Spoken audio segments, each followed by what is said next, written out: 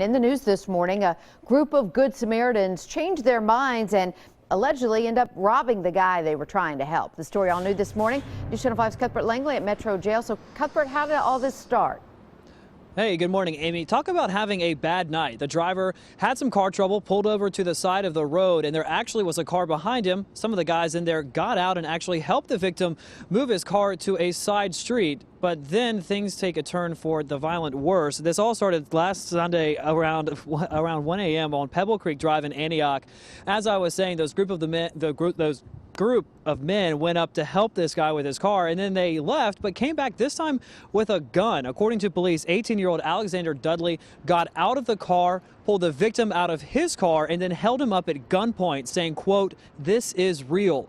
As that was going on, the other men in the car got out and started going through the victim's car, taking anything they can. Police have not told us specifically what was taken, but then as soon as this robbery was over, they fled the scene. Thankfully, though, the victim was quite observant, so observant, in fact, he was able to get a description of the car. Police were able to track down that vehicle to the suspect. Again, this is 18-year-old Alexander Dudley.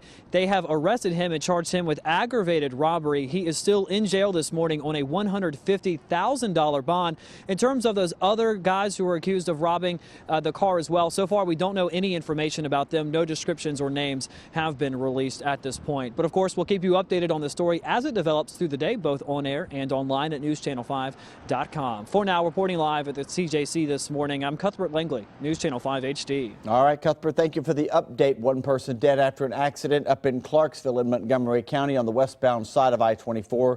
Close to mile marker 3. It was around 12:30 this morning. Police tell us a commercial vehicle was involved. Westbound lanes had to be shut down, but they reopened just a few hours later. And I-65 reopened after a fiery crash in Madison that closed down the interstate for several hours. Now it began just after the rush hour traffic. 6:30 last night near Old Hickory Boulevard. A car was actually pinned between a tractor-trailer rig and the median wall when the trailer hauling carpet burst into flames. One car left the scene. 2 drivers were hurt, but those drivers are expected to be all right. A family is mourning their father, who was killed in a bad crash in Smyrna. THP officials say Philip McGuff was killed after his tire blew out on 840 yesterday morning. He was driving eastbound and hit the back of a tractor trailer before hitting another truck head on. The person in the truck was injured but is expected to survive.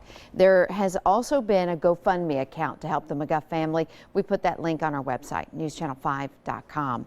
And a story involving a dead baby in the trunk of a car turned out to be completely true. A Millersville police officer pulled a car over with 3 Muslim men inside yesterday.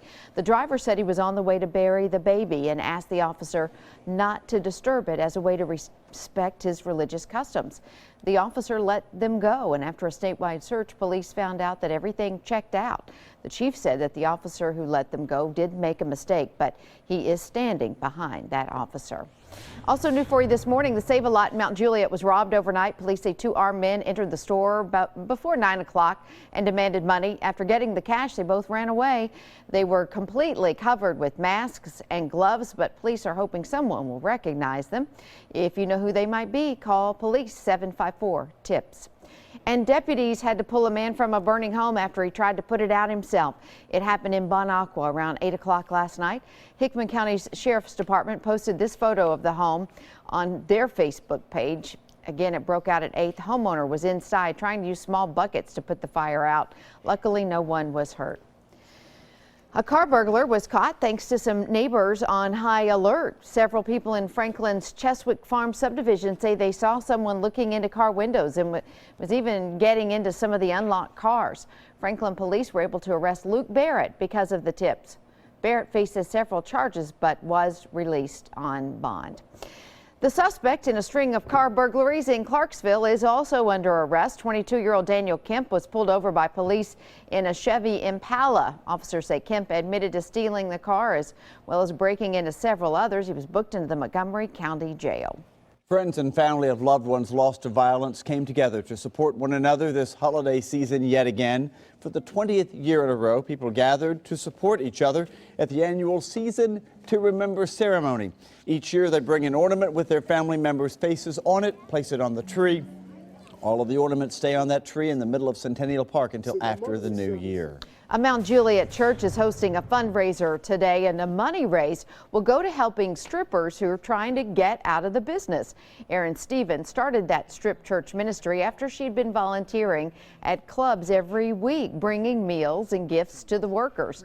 They've helped 4 former strippers transition into other jobs so far, and they expect more to join them. The fundraiser starts at 5 tonight at Courtney's Restaurant and Catering in Mount Juliet. There's going to be music and a silent auction. You can even text donations if you can't make it there. For more information, go to newschannel5.com. And she's obviously talked about that on Issues of Faith, seen right here on News Channel 5. Very good. And today is the day to get out your old sweaters. It's National Ugly Christmas Sweater Day. Everyone encouraged to pull those sweaters out, wear them to school or work or weddings, if you have any of those planned today, or job interviews. Good luck with that. You're supposed to wear it all day long.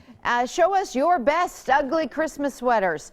Send them to icontribute@newschannel5.com. We're going to take a look at them a little bit later, right here on News Channel 5 Plus. Awesome.